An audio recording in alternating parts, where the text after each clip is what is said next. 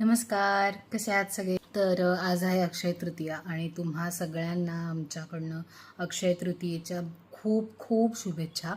तर आजचा बेत आहे श्रीखंडपुरीचा. बाकीही जेवण आहे, बटाट्याची भाजी आहे, म्हणजे जी आपण खास सणावारांना करतो नैवेद्य दाखवायला तशी पिवळी बटाट्याची भाजी आहे, वरण भात आहे, मग नंतर कोथिंबीर वडी केलेली आहे आणि खास मुख्य आकर्षण म्हणजे असणारे श्रीखंड जे मी पहिल्यांदाच बनवते. खरं पहिलं खूप आधी करायचं होतं, पाडव्याच्या वेळेला करायचं होतं मला, पण काही गोष्टी घडल्या त्यावेळेला, त्यामुळे तितकं मूड नव्हता. त्यामुळे त्यावेळेला साधासाच बेत होता आणि आत्ता मी ठरवलं होतं की आज मी श्रीखंड करणारच. त्यामुळे काल रात्री मला चक्का करायला ठेवायचा होता आणि मी विसरून गेले चक्क.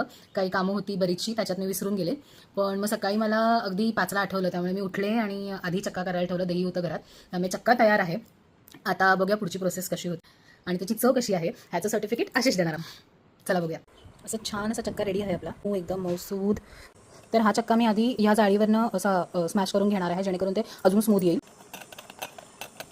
हात स्वच्छ धुवून मी हे सगळं करून घेतलं, कारण माझी आजी काही करायचं असेल, म्हणजे अगदी ताक घुसळायचं असेल किंवा काही करायचं असेल जेवणातलं, तर आधी हात धुवून घ्या आणि मग बस. त्यामुळे ती छान सवय आहे मला. आता मी काय करणार आहे, तर पिठी साखर घालून ह्याला छान फेटून घेणार आहे. पिठी साखर आमच्याकडे बहुतेक वेळा तयार असते, कारण उन्हाळा आहे आणि इथे भयंकर उन्हाळा, पावसाळा, हिवाळा सगळं छान असतं.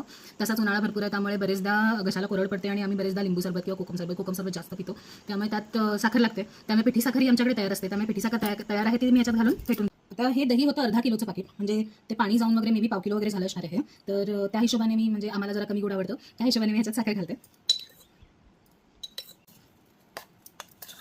आता मी ह्याच्यात केशर म्हणजे भिजत ठेवलं होतं थोडंसं, असं त्याला रंग यायला आलाय, थोडासा रंग आला, तर ते केशर मी ह्याच्यात घालून घेते. केशर घालून फेटलं. आता थोडीशी वेलची पावडर घालते.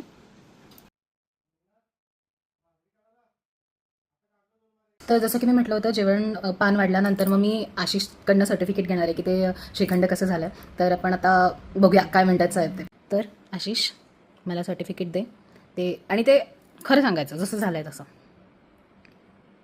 घरगुती श्रीखंड आणि घरगुती पुरी छान झालंय. श्रीखंड अजून गोड चाललं असतं, पण ओके. हे जसं मला पाहिजे तसं झालंय.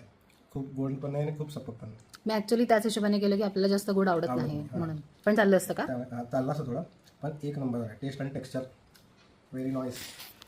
बस मला 5चं सर्टिफिकेट मिळालं आहे. आई असती तर अजून बरं झालं असतं, तिची फार इच्छा होती. मग आई आल्यानंतर पुन्हा करूया.